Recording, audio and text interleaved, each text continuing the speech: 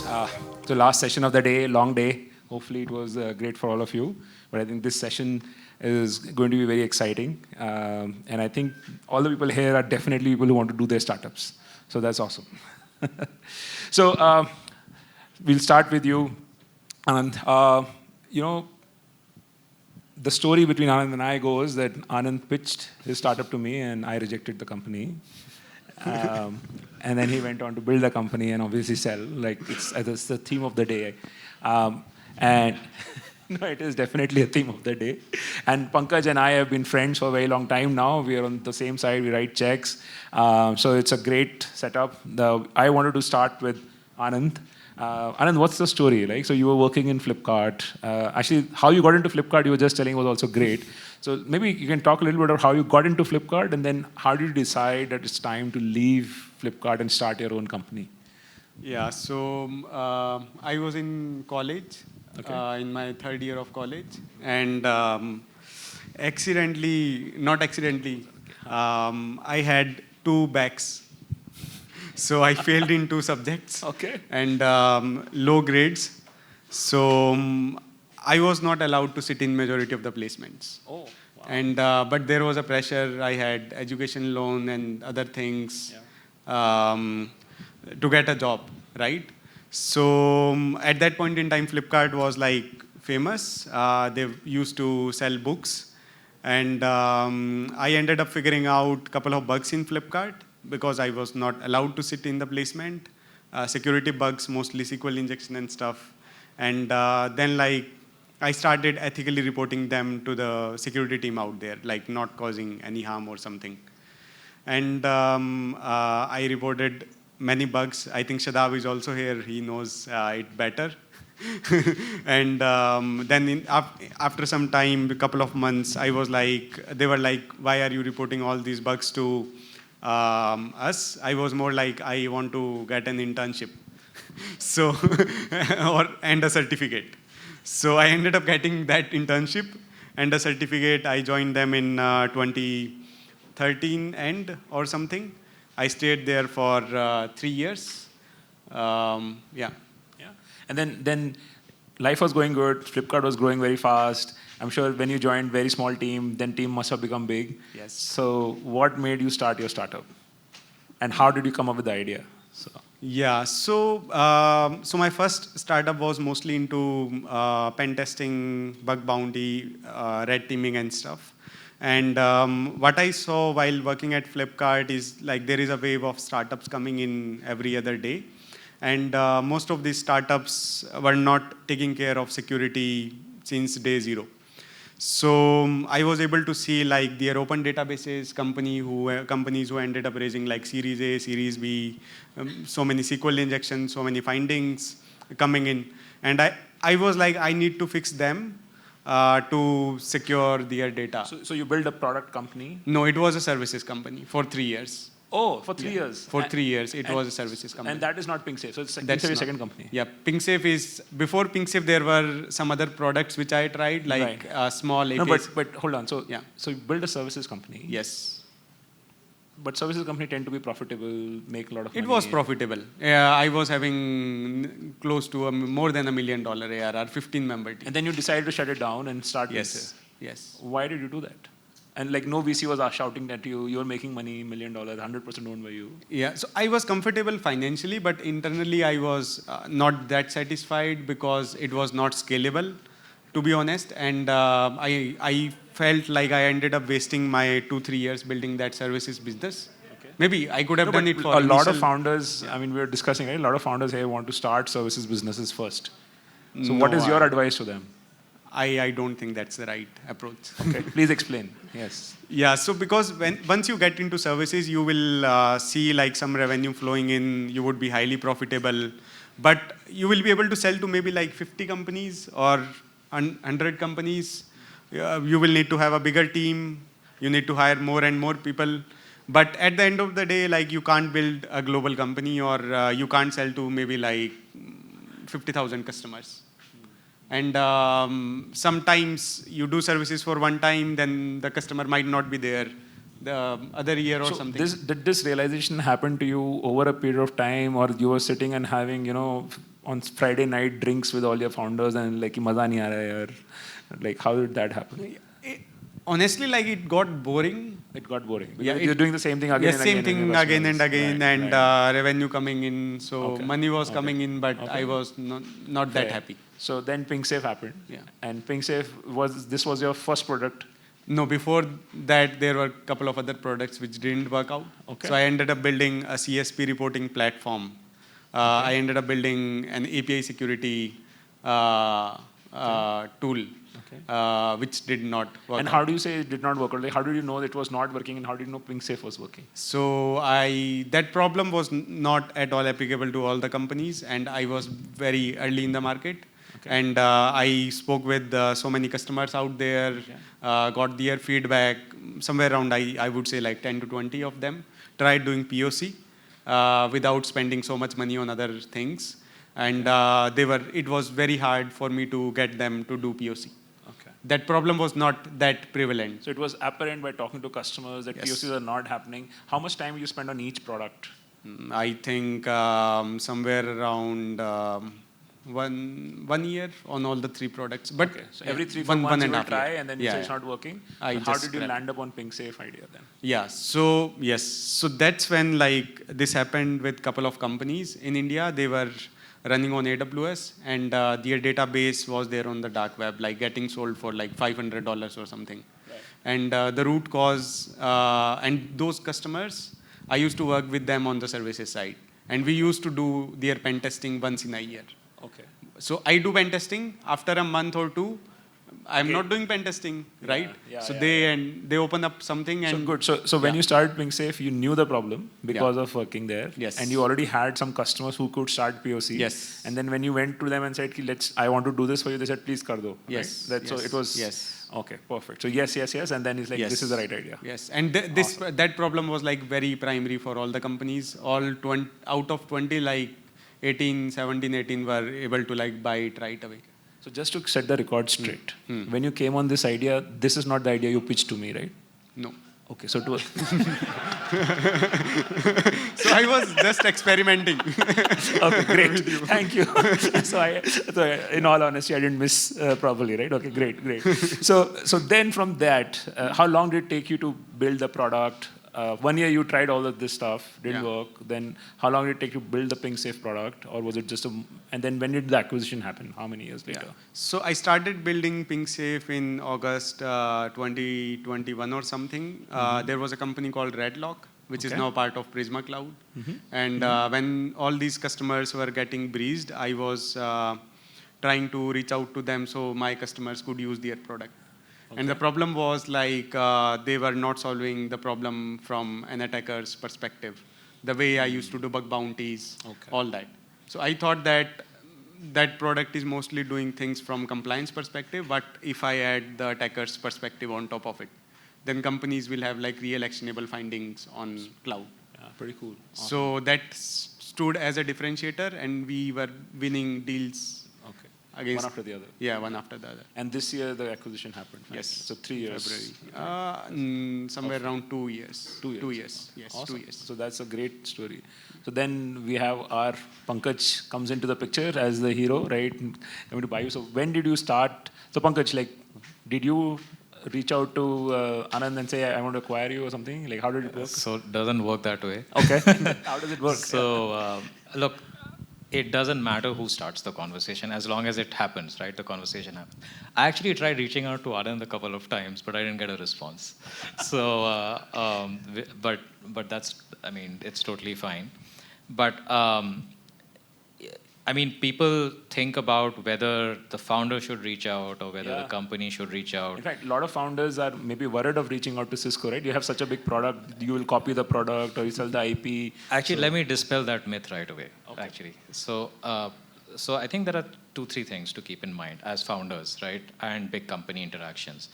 Number one is when a big company reaches out to you, let's say CorpDev reaches out to you, it's not like they're going to buy you tomorrow. Okay, that doesn't work. That's not how it happens. It actually can be, it's never too early to start a relationship with the corp dev. It can sometimes be too late, actually. If the corporate moves on, maybe buys somebody else, does something organically, or your company has just become too big, right? Number of factors. It can sometimes be too late, but never too early.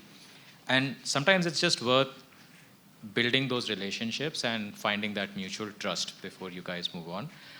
On the aspect of IP and product, look, there have been some bad actors because of which the issue is there, but I would suggest do your diligence on the company that you're talking to, right? There is a brand and reputational aspect. We've done 240 plus acquisitions. We've done 100, we've got 100 portfolio companies, 100 fund that we've participated in LPs. We don't mess around with branding or reputation for us, right? And that's very important. And the third thing I think you guys should insist when talking to a corporate is just some basic legal hygiene, right? Okay. Things like a mutual NDA, which protects both sides of the party. And we take that very seriously. For instance, we always insist that after the conversations go past a certain stage, we enter into a mutual NDA so that these things are... So as long as these basic things are taken care of, right, I don't think there is any founders should worry about approaching a corporate. So, but Anand, now you were the founder. You met people. You must be getting a lot of requests like his, and that's why probably you missed his request, right? As a founder in cybersecurity, I think especially there are so many companies, so people keep on. How did you prioritize? Like, what did you feel when you started getting these mails? Did you keep talking to all of them? What is the advice you got from other founders or your investors, and how was it for you? Yeah, the journey. And how did it land up being finally getting into Sentinel-1? Like, what is that journey? So, but starting with, you must have got a lot of emails, right? So, yeah. So, I would say that I always thought that we are very early for this. So, I kept on ignoring emails apart from customer emails. For context, you were always profitable. So, you didn't need more funding from anybody. You had raised money. You were not burning it. So, he was profitable, and you were getting this acquisition, or at least let's talk kind of emails from corp devs and others. Right? So please. Yeah. So honestly, like I got an email from a corp dev, and I didn't know like what corp dev is. So we should have met before. Or in Bangalore, everybody was in Bangalore. Yeah, awesome. So but so the thing is, like, we keep on getting these emails, but we were mostly focused on building out the product, growing our revenue, and funding, or maybe I would say acquisition, was kind of secondary to us because we were so early. And that's what any of your portfolio company would do, right? Like at $1 million, $2 million, you don't want to sell. Yes. Right? So, yes. Right? So I kept on ignoring all these emails that time. But what happened is, like, we were introed by Pramod Gosavi, right? To S people Ventures. might not know. Yeah. So who's Pramod? You might want to tell. So. Yeah. So maybe you should check out his LinkedIn. Okay. But he's a very influential person in cybersecurity space, and he runs a fund in cybersecurity. And I was interested in getting angel from him in between, so that I could tap in onto GTM, US GTM, get intros and stuff. Sure. Right? That's what every other founder would also do. Right? So one fine day, I saw an email from him in the morning introducing me to S Ventures, saying S Ventures is Sentinel-1's venture, and he said that it's a 100 million fund and they invest in companies. And I was like, okay, like we'll maybe chat after 3 months or 4 months or something, right? But I did the first call. Told them, because they were having the endpoint product.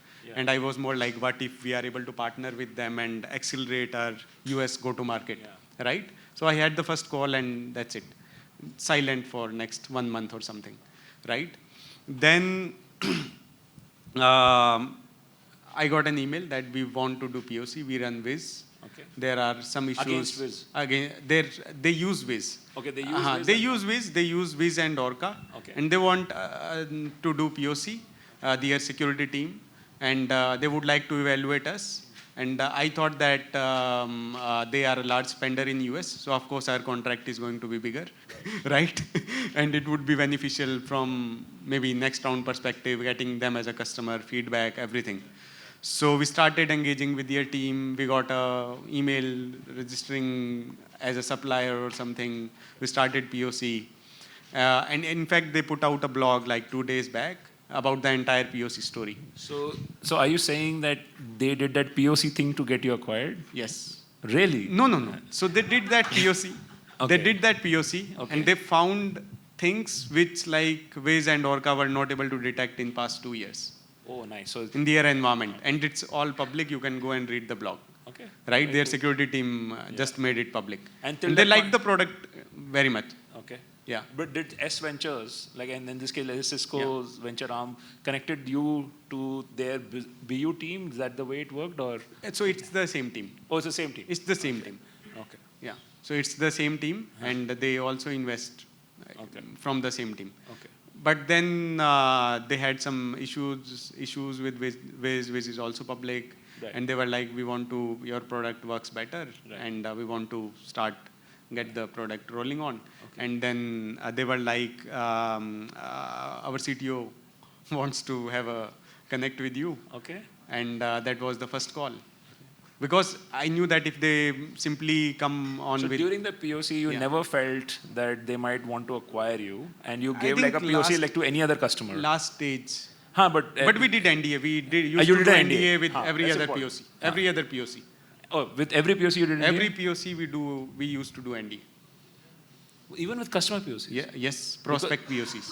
Okay. Yeah, Okay, that's an legal team. important point. Yeah, we used to do NDA because we were more like, what if someone is trying to copy or something, protect our IP?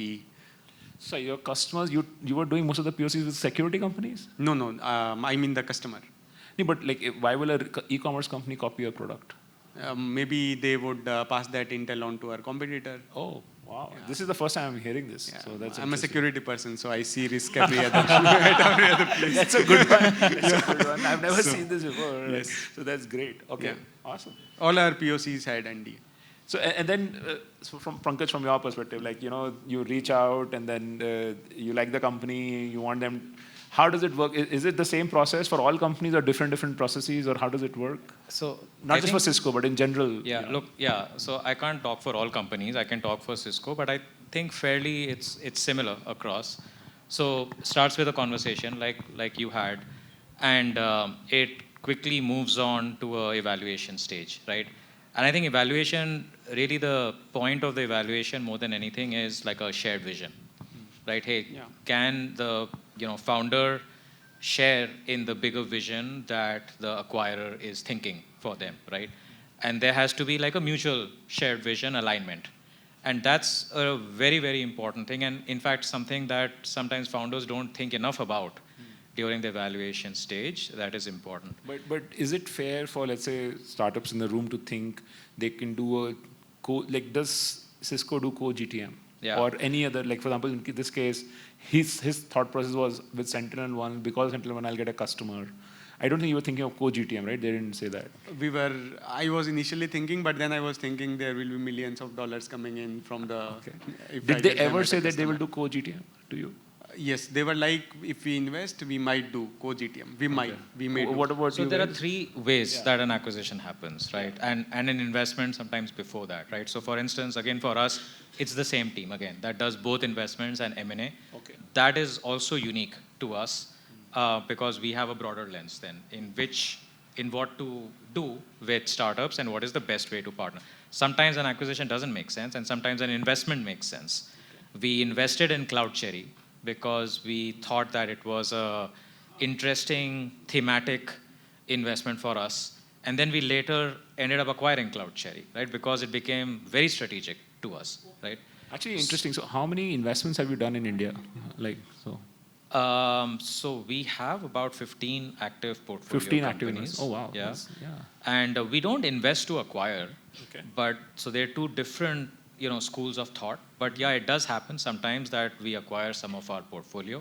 It happens that others acquire our portfolio as well. So it happens all the time. So then why do you do investments? Like if it's not to acquire? Like 15 is a lot. I didn't realize you were that 15. Yeah. So I think the fundamental reason is that we understand that innovation happens outside the 4 walls of Cisco. Okay. And we want to tap into that. We want to tap into that from a regional perspective. So what's happening in India, in Israel, in Australia, etc. We want to tap into it from a product and a tech perspective, especially when there's a market shift going on, like we are in today, right? That becomes really important. And it also allows us to get some market learning from the startup, right? And in return, what we do is that we have a portfolio development arm. We, help founders navigate our almost $60 billion of ARR, of revenue, and that's how the partnership works from an investment perspective. Very interesting.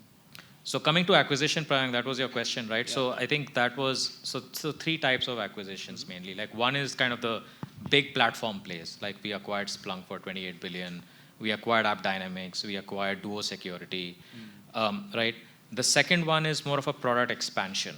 So for instance, we acquired this company called Luxtera, optical data center, where we had a product, but we wanted to expand our portfolio.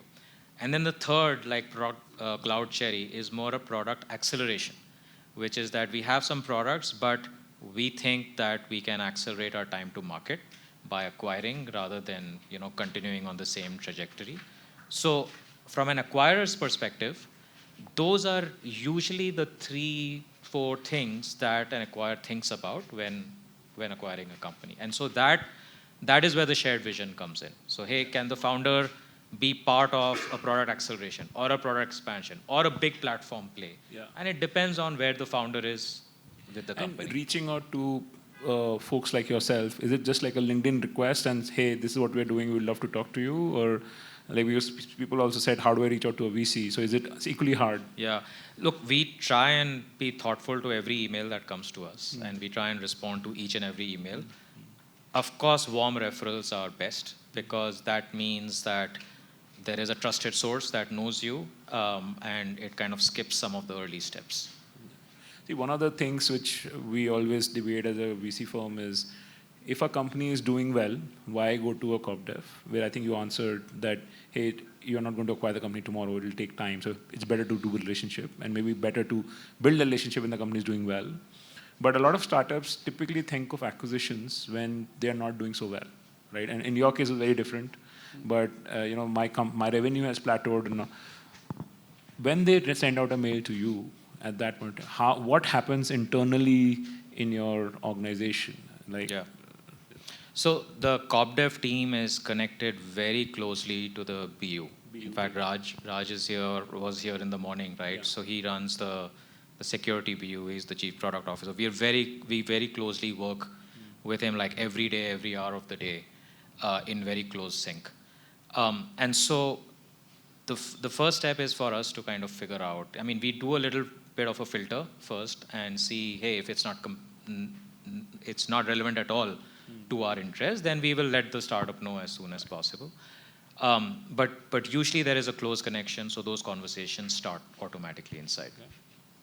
No, and then, like, for example, in his case, he was probably acquired because they didn't have the product, right? So PingSafe was acquired by Sentinel. Sentinel did not have a product like that. See, it depends, right? It's a product expansion, like I said, or a product acceleration. Okay. Sometimes you have a product, but you want to go faster because your competitors are going to. But how much information should the startup disclose in the first email they send to you?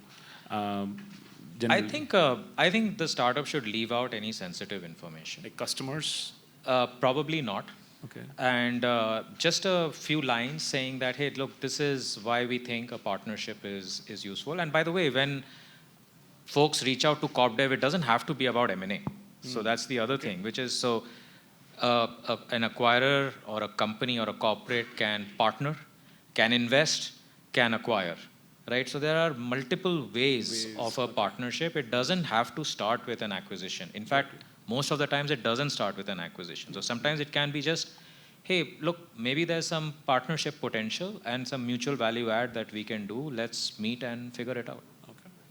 So Anand, coming back to the story then.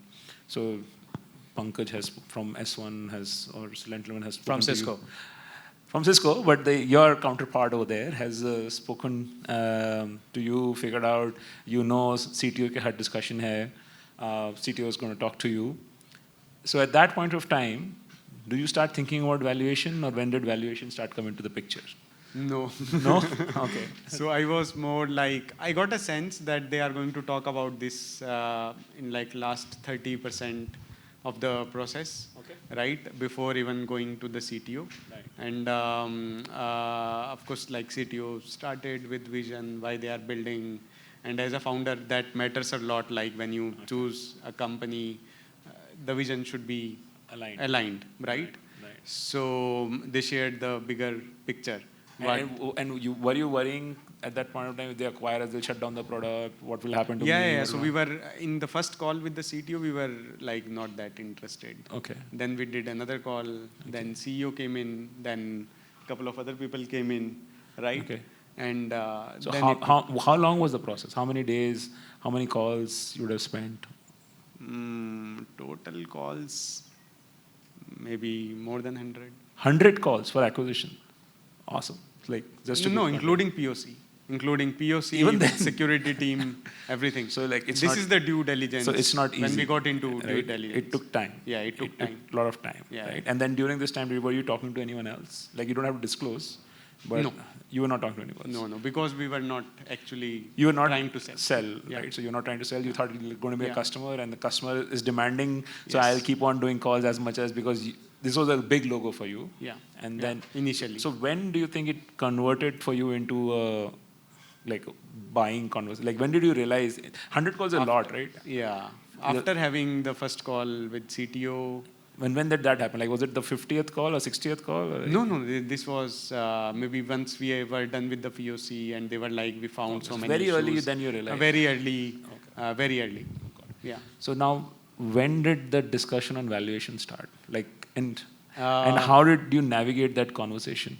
Because you were not tens of millions of revenue, right? Yeah. Without disclose, I think the deal is not disclosed, but like it is a decent size, right? So, and negotiation is typically Indian founders are very, cagey about asking for more, right? I'm from Rajasthan, so. That works. Okay. Then you would have negotiated hard. Yeah. So, okay, perfect. All right. So then, how did you plan for the negotiation? No planning. I was going on the call. Okay. Just like normal. But was it like, okay, we'll give you like $10 million, and then you'll say, no, I want 200. No, I think there is this thing, right? I was like very open. I was more like if this doesn't happen, it's okay. No problems at all. Yeah, that's a great Right? place to be, right? Yeah, So, no problem at all. Okay. We'll keep on building because we were actually trying to raise our Series A as well, Right. and me moving to US.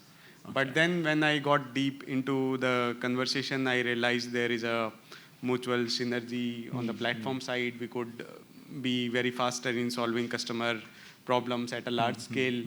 It would be great to see our technology getting deployed in like more than 10,000 customers in a year, right? Wow. So that was like, as a techie, that excited me. Okay. And the other reason was like, I started doing all this struggle maybe 10 years back, just straight out of college, right now 30, right? And I have a son. So I did not get that much time to spend with him. Like from 8 a.m. to like 1 a.m., it was always like that. 7:30 a.m., I used to call my teammate, marketing, sales, everything, right? So it was a very different thing altogether. So maybe I thought if I have passion at a later stage in time, I would do this again. Very interesting. So then coming to you, Pankaj, right? Is there, like when the negotiations happen, is there a walk away thing which you guys start in the beginning? Or it's an evolution, as you like the founder more, the valuation keeps on going up and you're okay to, because, I mean, in his case, he's not willing to sell and he's indicated to them, but at some point on they will say, boss, we can't pay more than this. Yeah, that routinely happens, Okay. right? And so I think the pricing follows organically Okay. from the discussions. But yeah, I think there is a certain willingness to pay from the acquirer's side, after which, from a rational perspective, it doesn't make sense. In fact, one of the myths is that the bigger the company is, the more it will be able to pay. But actually, that's not true because every company has a fiduciary duty, right, to its shareholders. And the deal, the valuation has to make sense. So it doesn't mean that if you, have 100 calls versus 200 calls, that the price will keep going up. Okay. That doesn't work. Okay. No, fair.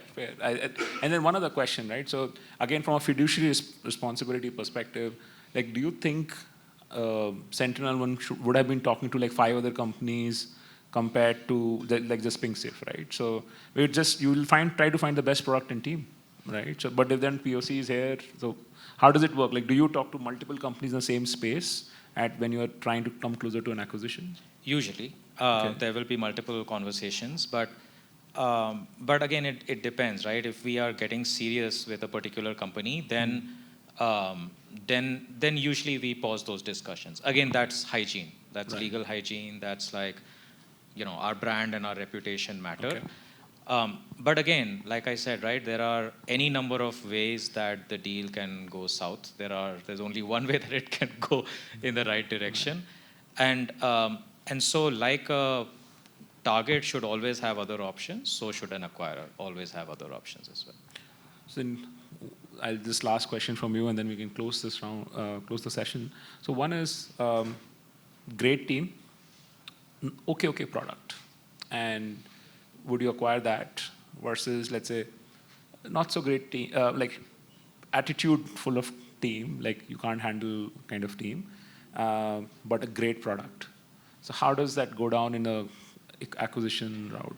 Yeah, Prayang, that's a great question, actually. And, culture fit is probably the most important thing, right? Because there's the acquisition, which is fine, but then there's the many years of productive marriage after that, right? And if there is any culture misalignment, that's the number one reasons that acquisitions won't work out. And it's not an issue just for the acquirer. Actually, sometimes it's more of an issue for the founder because the founder is stuck, right? In some cases with golden parachute or whatever it is, right? And the founder does not want to be in that place. So I think, again, it's very context dependent, so it's very hard to generalize. But of the two options, I would say that the culture and the attitude is extremely important, especially if the product can be supported. Yeah. So sorry, one last question to you, and then we'll really close it. From a founder perspective, your advice to all the startups here, should they build startups for getting acquired by Cisco and Sentinel-1s of the world, or should they build like you were trying to build to go for the big ones? Like, what do you think is the right mindset?